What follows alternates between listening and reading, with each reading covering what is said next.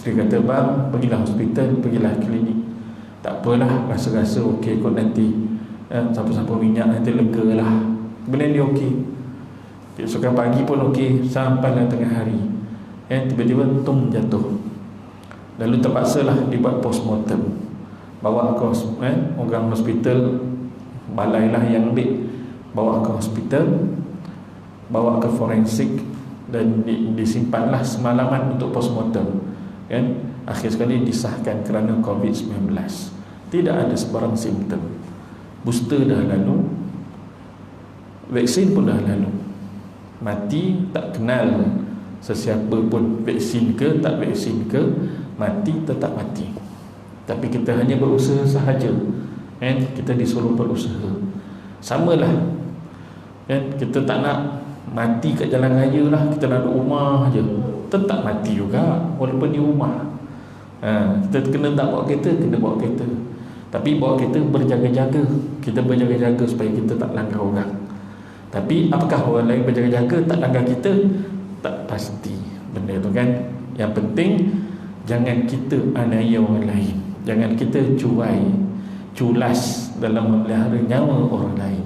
Begitu tuan-tuan, kita sambung kitab kita Hidayatus Salikin, fasal yang ke-7, adab yang dikerjakan selepas terbit matahari hinggalah gelincir matahari. Selepas subuh hinggalah tiba waktu zuhur, apa yang nak kena buat. Dia bagi panduan untuk kita, orang-orang yang salik, yang menuju pada jalan Allah Subhanahu wa ta'ala. Apakah ibadah yang perlu dia buat? Pertama, sembahyang subuh dan sunat isyraq. Sembahyang subuh apabila matahari terbit sekira-kira segalah, engkau hendaklah sembahyang 2 rakaat, iaitu sembahyang sunat isyraq. Kerana Nabi sallallahu alaihi wasallam bersabda, "Man shalla al-fajr fi jama'atin thumma qa'ada yadhkurullaha ila tulu'i syams thumma shalla rak'ataini kanat lahu ka'ajri hajjatin wa umratin tammatan sempurna." Pertama sekali, waktu salat sunat isyraq ni bila? Waktu syuruk tu kan? Tengok kita berjejam, ada tulis waktu syuruk. Waktu syuruk itu adalah waktu penamat bagi waktu subuh. Waktu solat sunat isyraq untuk didirikan ialah 15 minit kemudian daripada waktu syuruk. Kalau waktu syuruk 7 suku, waktu bermulanya salat sunat isyraq 2 rakaat adalah 7.30. Selepas daripada 7.30 iaitu 7.45, 15 minit tambahan lagi kemudian adalah waktu solat sunat duha, hinggalah sebelum 28 minit daripada masuknya waktu zuhur. Tu dia. Setengah pandangan menyatakan selagi mana belum azan zuhur, selagi mana belum masuk waktu zuhur, bukan azan selagi mana belum masuk waktu zuhur, masih lagi boleh solat sunat duha. Ada 2 pandangan lah. Baik, terjemahan dia, sesiapa yang bersembahyang subuh berjamaah, kemudian ia duduk mengucap zikir pada Allah Ta'ala hingga terbit matahari. Ini Wahabi tak dapat. Wahabi kata lepas settle sembahyang, apa lagi nak zikir-zikir kan? Sembahyang-sembahyang tu kan doa kan? Rugi lah, rugi sangat-sangat jawapan dia. Mengucap zikir, astagfirullah ada, nak ucap 1000 boleh kan? Tasbih, tahmid, takbir, tahlil boleh. Nak pula kita jadi makmum, berimam seorang kan?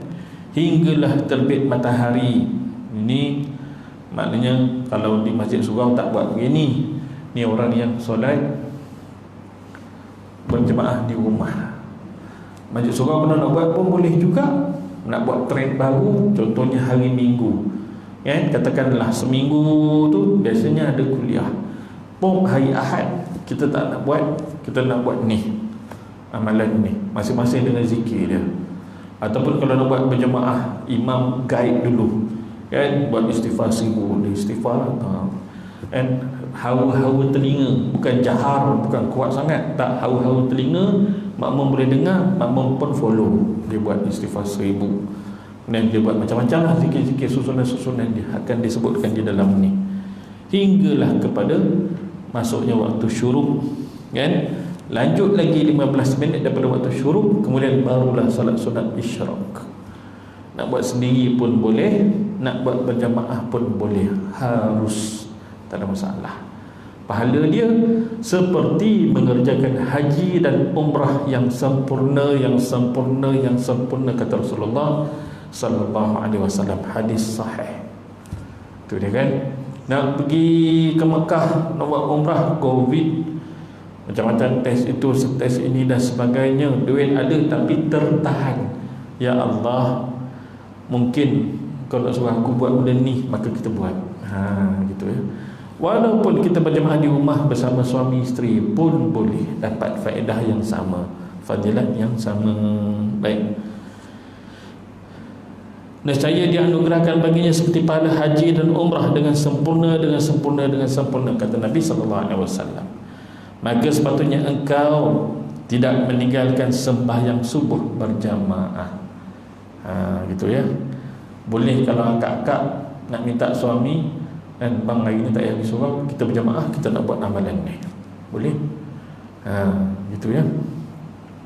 Ataupun ada juga setengah pandangan, kan, adanya kuliah subuh, selepas berzikir selesai, kan, kita berdoa, kemudian kuliah subuh, tetapi dengan satu syarat, jangan berkata-kata. Jangan berkata-kata, kan, ikut, sebab mendengar kuliah itu juga adalah zikir. Sampai pada waktu syuruk, dah ajak 15 minit, kemudian solat sunat isyraq. Dapat juga. Ya, wallahu a'lam. Baik. Sekurang-kurang berjamaah itu ialah 2 orang imam, iaitu 2 orang, iaitu imam dan makmum, walaupun dengan isterinya, kerana yang demikian sudah menghasilkan pahala berjamaah. Nak lagi bagus ada anak-anak sekali lah, kan? Anak-anak menantu tu sekali. Dan sepatutnya engkau tidak meninggalkan sembahyang sunat isyraq 2 rakaat itu. Jarang orang kita buat, tuan-tuan. Selalunya duha. Isyraq jarang orang buat. At least kita ni dah belajar ni, buatlah, kan? Seminggu sekali ke, sebulan sekali ke, setahun sekali ke, paling kurang seumur hidup sekali. Dah belajar dah ni, ada fadilat dia besar, kan? Dapat pahala haji dan umrah yang sempurna, tak keluar belanja pun. Baik. Sebab tu kalau kita tengok tok nenek kita dulu, dia punya zikir ni lama, panjang, sampailah hari cerah, kan? Kita dah turun ke tanah dah, main kat bawah apa semua, kan? Tengok duduk berzikir lagi, senyap, tak dengar pun, kan? Dia sorang-sorang. Dan sepatutnya engkau tidak meninggalkan sembahyang sunat ini. Dan lafaz niat, usalli sunnatal isyraqi raka'ataini lillahi ta'ala, kan? Saja aku salat sunat isyraq 2 rakaat kerana Allah. Boleh tak kalau tak sebut kerana Allah? Memang kita niat tu memang untuk Allah pun, kan? Ataupun perkataan kerana Allah tu terkeluar daripada Allah dan akbar, sah. Baik. Pada rakaat yang pertama selepas Fatihah, hendaklah engkau membaca Qul ya ayyuhal kafirun. Mudah je, bukan suruh baca Al-Baqarah, kan, hingga akhir. Dan pada rakaat kedua selepas Fatihah, Qul huwallahu ahad. 2 rakaat saja, 5 minit je pun, kan, tapi besar faedah dia. Tuan-tuan nampak tak? Benda sunat besar ganjaran dia, bagaimana benda fardu lagi besar. Tapi betapa ramai orang tinggalkan solat hari ini, ya. Hari Jumaat, berapa ramai orang yang sebelum PKP dulu, kan, bersukaria di shopping kompleks. Orang lelaki tak sembahyang Jumaat, kan? Kalau tak sembahyang Jumaat tu, alamatnya sembahyang fardu pun memang tak sembahyang lah. Gitu kan. Orang yang menjaga solat fardu, insya-Allah dia lebih lagi menjaga Jumaatnya. Gitu, kan? Orang yang menjaga fardu juga, insya-Allah dia akan menjaga puasanya. Tapi belum tentu orang yang puasa itu menjaga solatnya. Ramai orang yang berpuasa, solatnya tidak. Gitu kan. Sebab dia kata apa? Kalau aku tak puasa, aku rasa macam tak raya lah. Oh, ke situ rupanya. Doa selepas sembahyang sunat isyraq, selepas memberi salam, bacalah doa ini. Alhamdulillahilladzi ja'ala al-yawma 'afiyah wa jaa'a bisyamsi min matla'iha. Allahumma arzuqni khaira hadha al-yawm wadfa' 'anni syarrah. Allahumma nawwir qalbi binurika hidayatika kama nawwartal arda binurika syamsi abadan abada birahmatika ya arhamar rahimin. Pujian itu bagi Allah maksud dia. Kan? Ataupun tuan-tuan nak karang sendiri doanya. Segala pujian sebanyak makhluk di dunia ini semuanya kembali kepadamu ya Allah. Itu lagi lebih. Dan segala pujian sebanyak-banyak makhluk tuan-tuan, butiran pasir sebiji-sebiji dekat pantai itu, termasuk yang dalam laut tu, berapa banyak boleh kita kira? Tak terkira banyaknya. Begitulah pujian kepada Allah yang menjadikan setiap benda di muka bumi, cakrawala dan sebagainya, ruang yang ada, semuanya bermanfaat. Tidak ada barang sedikit pun yang sia-sia. Gitu kan? Maka pujian itu memang sangat-sangat kepada Allah Subhanahu wa ta'ala, sudah tentu. Dan kita puji pada Allah melangit, kita melantaikan diri kita membumi. Ya Allah, akulah hamba-Mu yang paling hina, akulah hamba-Mu yang paling jahil.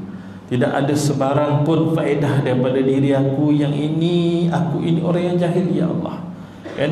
Walaupun kita buat kebaikan, tapi kita tak menampakkan kebaikan kita, kerana kebaikan yang kita buat itu semuanya Allah Ta'ala gerakkan. Gitu kan? Kalau tak gerakkan, kita tak buat tu. Kita akan melayan nafsu kehendak kita, buat benda yang kita seronok buat, bukan benda yang Allah Ta'ala suruh, tapi yang nafsu hendak. Gitulah kita. Yang menjadikan hari ini sejahtera dan mendatangkan matahari daripada tempat terbitnya, timur ke barat, akan datang barat ke timur, sab tutup dah pintu taubat. Satu lagi, nyawa dah sampai ke ghargharah, sab tutup dah pintu taubat. Dua tempat, ya.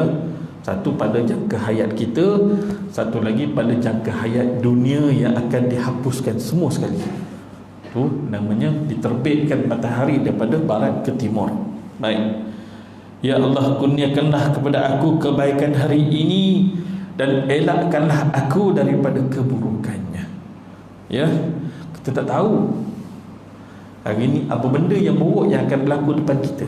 Kita tak tahu tuan-tuan. Tuan-tuan perasan tak? Kadang-kadang kita dilupakan untuk baca doa yang tertentu sebab ada musibah di depannya akan dikenakan pada kita. Itu kan? Itu dia. Baik. Ya Allah, sinarilah cahaya pada hatiku dengan cahaya hidayat-Mu, sebagaimana Engkau sinari cahaya pada bumi dengan cahaya matahari-Mu selama-lamanya. Bahasa doa ni tuan-tuan, dia puitis, dia berseni. Begitulah. Begitulah juga sajak ilahi lastulil firdausi ahlah. Kita ni tak mampu untuk masuk ke syurga-Mu. Aku ni tak layak masuk ke syurga-Mu ya Allah. Namun aku tak upaya untuk menanggung api neraka-Mu. Orang yang salah faham adalah ustaz-ustaz hari ni yang salah faham. Apalah cakap doa macam ni, direct je lah terus, minta jauh pada neraka, nak minta masuk syurga. Mu tu tak reti bahasa Arab sastra. Duk diam sudah tak reti sastra Arab, maka cakap kot tu kot ni macam-macam lah. Ni kelompok-kelompok nak mengaku hebat hingga mengkafirkan para alim ulama yang terdahulu, termasuklah Ibnul Arabi dan sebagainya. Allah Akbar. Anda tak nak sebutlah dalam rakaman kita ni, ustaz-ustaz baru Singapura pun reject dia, Malaysia pergi ambil pula dah. Orang Malaysia, orang Melayu kita pergi ambil pula. Senang-senang dia mengkafirkan orang-orang yang terdahulu. Benarlah kalam para alim ulama kita dalam kitab-kitab turas, berhati-hati pada zaman akan datang. Berpeganglah dengan kalam kami, kan kaum yang lama ini, kerana ada zaman fitnah yang akan kamu tempuh pada zaman kita ni hari ini. Bila ulama-ulama yang baru kan menyesatkan ulama-ulama yang terdahulu, bermudah-mudah. Allahu Akbar. Jangan kan hati kita akan malap, akan padam, sinar cahaya itu tak ada. Kan? Tuan-tuan, bila disebut sinarilah cahaya pada hatiku dengan cahaya hidayatmu, apa benda maksud dia? Menggerakkan diri kita ni buat benda-benda kebaikan. Namanya zikir, dia ada cahaya, dia ada nur. Namanya wuduk, dia ada nur. Namanya sedekah, dia ada nur. Namanya taat pada mak ayah, dia ada nur. Kebaikan-kebaikan tu semuanya ada nur. Tetapi nur yang paling bercahaya sekali ialah kita menyebut di dalam hati kalimah Allah, Allah, Allah, Allah, mengatasi nur yang lain. Itulah dia. Itu dia kan. Bila kita zikir, dia masuk ke dalam ni, pergi ke tengah. Dia sampai ke tengah, dia warna putih. Dia warna putih sok macam tu. Itu tuan-tuan ya. Sampailah kalau tuan-tuan melazimi amal zikir ni Allah, Allah, Allah, Allah, bersanad sampai kepada Rasulullah sallallahu alaihi wasallam, akan dibukakan hijab. Kadang-kadang tu ditunjukkan ada satu cahaya di hadapan kita naik menuju ke hadrat langit, pantas laju warna putih. Itulah dia nur daripada zikir yang kita lontarkan mengikut nafas kita. Setiap kali kita nafas turun dan naik, yang nikmat Allah Ta'ala bagi tak pernah terlepas. Semuanya ada zikir Allah, Allah, Allah, Allah. Tanda syukur kepada Allah Subhanahu wa Ta'ala. Baik. Dengan rahmat-Mu sahaja wahai Tuhan yang Maha Pengasih. Kemudian tuan-tuan, sembahyang sunat istikharah dan doa bagi sesuatu hajat. Solat sunat istikharah ini selepas daripada tempoh waktu solat sunat isyraq. Maknanya dia di dalam waktu duha. Ya. Solat sunat istikharah juga disebut sebagai solat sunat hajat. Gitulah. Orang kita selalu nak solat sunat istikharah bila nak cari suami, bila nak cari isteri, nak cari calon. Itulah kan. Tapi orang kita jarang bila nak cari kerja, ada pilihan yang mana satu aku nak ambil. Jarang orang kita nak pergi sambung belajar, kolej mana, universiti mana yang aku nak ambil. Istikharah tu penting. Supaya apa? Supaya kita dapat teman belajar nanti di kolej yang duduk satu asrama, satu bilik dengan kita, orang yang baik. Kerana kita akan khawatir anak aku kat rumah semayang, tapi siapa kawan dia yang dia berkawan di kolej tu? Barangkali semuanya tak semayang, kaki main nombor, kaki main game. Sekarang main game berbayar ni, berjudi online tuan-tuan. Sampai ada sanggup berhutang dengan alung pun ada. Ini pelajar ni tuan-tuan. Kan? Orang Melayu kita, lelaki ada, perempuan ada, tak kira halal haram dah sekarang ni. Main judi tu biasa je. Sampai macam tu sekali. Nampak tak pentingnya istikharah? Penting. Minta bantuan Allah dalam urusan harian kita rupa-rupanya. Lebih-lebih lagi kita ni orang yang mengepalai syarikat contohnya. Ada orang-orang bawahan kita contohnya. Kita adalah pimpinan masyarakat berperingkat-peringkat daripada daerah, negeri dan seterusnya. Lebih-lebih lagi. Sebab apa? Banyak keputusan yang dia akan buat, kita minta keputusan itu dorongan daripada Allah. Ini pilihan yang terbaik, Allah Ta'ala dorongkan. Dia bukan datang melalui mimpi semata, tak, tetapi dorongan keputusan yang kita akan pilih adalah dengan iradah petunjuk daripada Allah Subhanahu wa Ta'ala, kehendak Allah, gitu ya, bukan kehendak nafsu kita. Begitu. Selepas itu sembahyanglah pula solat sunat istikharah 2 rakaat. Lafaz niatnya usalli sunnatal istikharati raka'ataini lillahi ta'ala. Saja ke solat istikharah 2 rakaat kerana Allah. Itu ya. Nak terima menantu, contohnya lah ada orang nak merisik kan, kabar-kabarnya nak datang pada tarikh sekian-sekian kan, kita istikharah awal-awal lagi dah kan. Gitulah. Dan kaifiatnya akan disebutkan nanti dalam pengarang kitab kita. Jika kamu ada sesuatu hajat yang terpaksa dikerjakannya, maka bacalah Bismillahirrahmanirrahim. Allahumma kul wijhati fi kulli jihatin wa maqsadi fi kulli qasdin wa ghayati fi kulli sa'yin wa malja'i fi kulli shiddatin wa hammin wa wakili fi kulli amrin. Dia mewakilkan Allah. Wa tawallani tawalliya mahabbatin wa inayatin fi kulli halin. Dengan nama Allah yang amat pemurah lagi maha penyayang, ya Allah, jadikanlah dirimu sebagai penghadapanku pada setiap arah. Maknanya dialah yang pandukan kita. Aku follow dirimu, ya Allah. Gitu ya. Sasaranku pada setiap tujuan, pilihan tu. Matlamatku pada setiap usaha, tempat berlindungku pada setiap kesusahan dan duka cita, dan wakilku pada setiap urusan. Kita menggantungkan diri kita dengan Allah Subhanahu wa ta'ala yang Maha Kuasa, mengaturkan segala-galanya. Mana yang baik, mana yang buruk, semua Allah Ta'ala tahu. Dia pelihara. Kita minta, kita akan dapat. Kita tak minta, tak dapatlah. Begitu.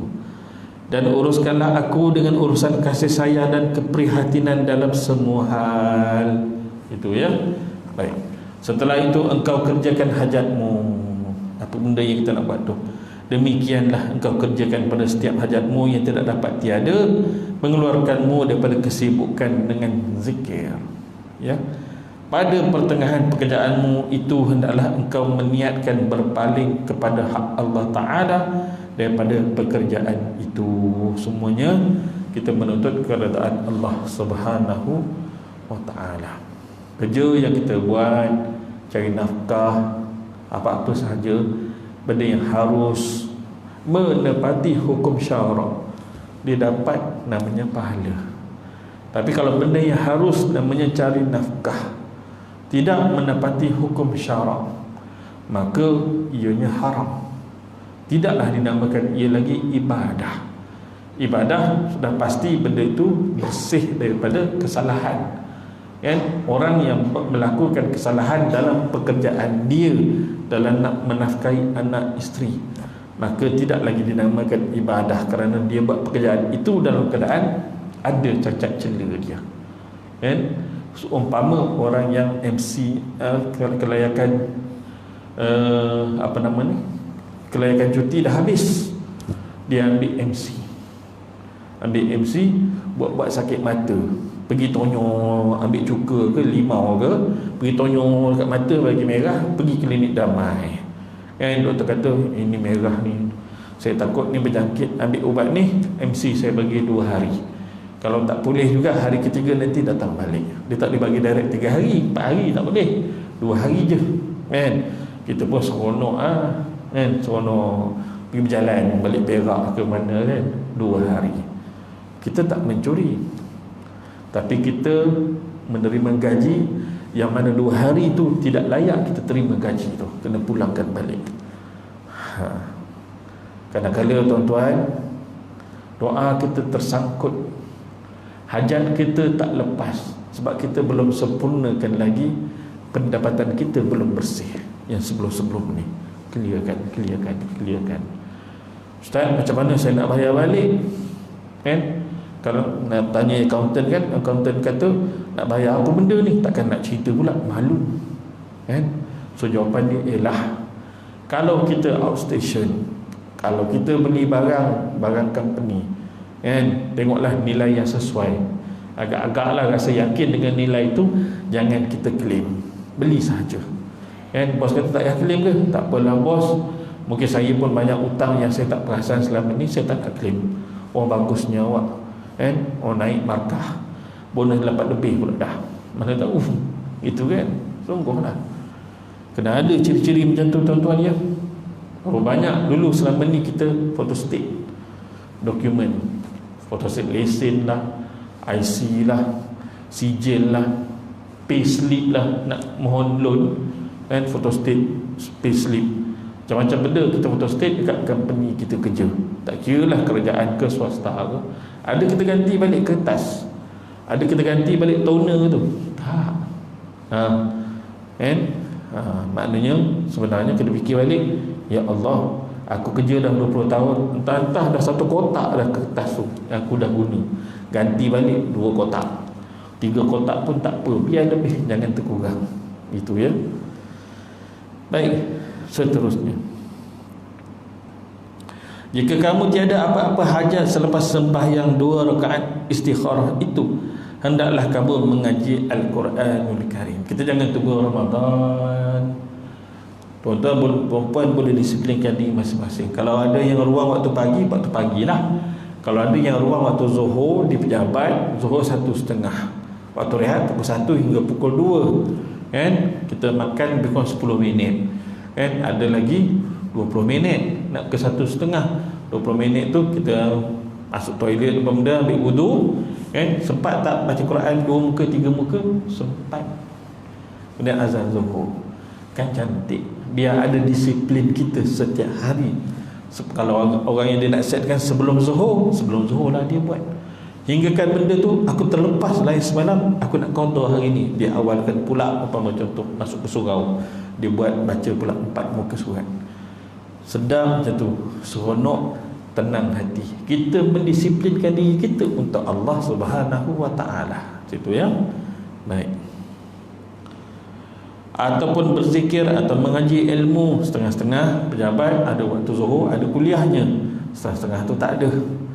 Yang memberi manfaat kepada dunia dan akhirat, seperti yang akan disebutkan pada muka-muka hadapan nanti. Seterusnya tuan-tuan, salat sunat duha, zikir dan doa. Maka apabila sampai sekira-kira 1/4 hari, macam mana tu? Waktu duha lah. Engkau hendaklah perbuatkan sembahyang sunat duha 2 rakaat, iaitu sekurang-kurangnya, atau 4 atau 6, 2 macam itulah ya, atau 8, kerana sekalian bilangan rakaat itu ada disebutkan dalam hadis Nabi sallallahu alaihi wasallam. Dan jika engkau hendak meringkaskannya kepada 2 rakaat sahaja, maka lafaznya usalli sunnatal duha rakaataini lillahi ta'ala. Ya, saja aku salat sunat duha 2 rakaat kerana Allah. Pada rakaat pertama bacalah selepas Fatihah wasyamsi wa duhaha. Pada rakaat yang kedua selepas Fatihah wal laili idza yaghsha, ataupun boleh juga selepas Fatihah rakaat kedua surah Ad-Duha, wad-duha wal-laili idza saja. Ya. Tuan-tuan, selepas kita baca surah ataupun imam baca surah At-Tin wat-Tin waz-Zaitun, kan? Sampai selesai itu, bala syahidna wa ana ala zalika minasyahidin. Sunat kita baca tu. Sekadar telinga kita dengarlah. Selepas kita baca surah Wad-duha wal-laili idza saja, kan? Selesai surah tu kita baca dalam solat ataupun di luar solat, kan? Ada lafaz yang disunatkan, iaitu menyebut Alhamdulillah, Allahu Akbar. Tu dia. Ada dalam kitab Qaulutan fil Ahkam Al-Ma'mum wal-Imam. Ya. Baik. Dan apabila engkau selesai daripada mengerjakan sembahyang sunat 2 rakaat itu, duha tu, maka perbanyakkanlah mengucapkan istighfar dan selawat ke atas Nabi sallallahu alaihi wasallam. Istighfar, buatlah istighfar 1000 dengan hadir hati. Hadir hati, astagfirullah, astagfirullah, astagfirullah. Hadir hati tu mohon pengampunan Allah Subhanahu wa taala. Bukan sekadar di lidah kita gitu saja. Dak. Kan? Baik. Jadi kalau kita nak selawat pada Nabi sallallahu alaihi wasallam, banyak jenis selawat ada. Selawat antara yang special tuan-tuan ialah selawat azimiyah. Kan? Selawat azimiyah. Boleh tulis, tengok, buka Google, ada selawat azimiyah tu, hafal, amalkan. Setiap waktu selepas selesai solat, selesai zikir tu, baca 5 kali. 5 kali 5, 25 lah sehari. pahala dia besar sungguh tuan-tuan, pahala dia besar sungguh. Kalau sesiapa yang telah melepasi dirinya telah pun dibersihkan, hatinya dah bersih dah, tak ada khianat pada Allah, tak ada khianat pada umat manusia, dia amalkan selawat-selawat ni beratus kali lah, senang cerita tuan-tuan ya. Allah Ta'ala buka hijab-hijab benda yang kita tak tahu kan. Kisah 2 minggu lepas anak ikuti satu kuliah duha, Tok Guru Baba daripada Kelantan, Baba Zam nama dia. Dia mengajar kitab Tauhid dan mengajar kitab Tasawuf, Risalah Tasawuf, satu kitab yang dikarang oleh Waliul Autad, Tuan Guru Syekh Daud Bukit Abal kan. Ketika dia mengajar tu, dia ceritalah sebagai selingan. Ada seorang sahabat dia datang pada dia minta, Bapa acorayakan beri satu jenis selawat untuk hamba amal kan. Bagilah wirid tu pada hamba untuk hamba amal lah kan. Lalu dibagi selawat ni, hang membuatlah, mau ikut banyak mana mu nak baca lah, insya-Allah jernih hati ni, rindu pada Rasulullah sallallahu alaihi wasallam. Semakin baik hubungan kita dengan Allah Subhanahu wa taala. Lalu dia amal. Rumah dia tepi kubur tuan-tuan, tepi kubur. Dia amal. Lalas sekali Allah Ta'ala buka hijab telinga dia, dia dengar naungan orang-orang dalam kubur. Oh, takutnya ya Allah jumpa balik Baba bui amal gapo ni, takut hamba ni, takut ni. Molek lah takut, tak berani buat jahat. Dia kata, tapi hamba tak saya dengar dah, boleh tak? Boleh, tapi mu teruskan amal selawat ni kan. Hamba wisa lagi zikir ya Sattar, wahai Allah yang maha menutup. Tutup pendengaran, penglihatan tu tutup, tak nak kan. Tapi amal ni teruskan gitu. Kemudian benda tu tak ada dah tu kan. Allah Akbar. Amalan-amalan tu dia ada nur dia sendiri tuan-tuan. Subhanallah. Baik, selepas itu bacalah berikut ini 10 kali. Subhanallah walhamdulillah wa la ilaha illallah wallahu akbar wa la hawla wa la quwwata illa billahil aliyyil azim adada khalqillahi wa bidawami mulkillah. Ataupun tuan-tuan boleh juga selawat Nabi sallallahu alaihi wasallam, Allahumma salli ala sayyidina Muhammad wa ala ali sayyidina Muhammad fi kulli lamhatin wa nafasin adada ma wasi'ahu ilmallah kan. Selawat itu digandakan sebanyak kelipan mata makhluk kan, sebanyak bilangan makhluk yang ada di dunia ini, tak terkira banyaknya. Orang panggil shortcut. Umur kita dah hujung-hujung dah ni tuan-tuan. Masa kita untuk berzikir tak banyak, tapi ada tak kaedah-kaedah yang zikir tu baca sikit faedah dia banyak. Inilah dia antaranya. Mojo kita dapat ngaji kitab ni tuan-tuan. Orang yang mengarang ni pun bukan sebarangan orang kan, dah ratusan tahun dah. Waliullah Syekh Abdul Samad Al-Falibani matinya syahid kan, syahid di Patani. Patani itu sebahagian daripada bumi Kedah yang telah pun dijajah oleh Raja Chulalongkorn. Kepalanya Syekh Syekh Abdul Samad Al-Falibani, kepalanya tak reput-reput sampai sekarang. Darahnya tetap merah di dalam muzium Raja Chulalongkorn. Bukti Allah Ta'ala tunjuk sampai hari ini tuan-tuan ya. Baik, setelah baca doa atau sebarang doa yang kita kehendaki daripada doa-doa selepas sembahyang yang telah disebutkan sebelum ini, setelah itu dia kata, baik, bacalah sebarang doa yang kita nak hajat-hajat kita. Peringatan, tiada sembahyang yang mengiringi fardu ratibah antara sembahyang antara terbit matahari hingga gelincir matahari, melainkan sembahyang isyraq dan duha sahaja. Mana isyraq, ada satu lagi istikharah dan duha. Hajat boleh tak? Istikharah tu hajat lah, sama lah gitu kan. Yang lain, solat sunat lain tak boleh buat, melainkan solat wajib, solat qada. Itu dia insya-Allah. Wallahu alam. Setakat itu dulu untuk hari ini. Akan datang kita akan sambung memanfaatkan waktu pagi yang terluang. Aku qali hadza wa astaghfirullahalazim li wa lakum Wassalamualaikum warahmatullahi wabarakatuh. Bismillahirrahmanirrahim. Allahumma faqqihna fid din waftah lana futuhal arifin waj'al a'malana khalisatan liwajhikal karim. Allahumma arzuqna fahman nabiyyin wa hirzal mursalin wa ilhama malaikatil muqarrabin bi rahmatika ya arhamar rahimin. Sallallahu ala sayyidina Muhammad wa ala alihi wa sahbihi wa baraka wa sallam. Alhamdulillahirabbil alamin. Taqabbalallahu minna wa minkum.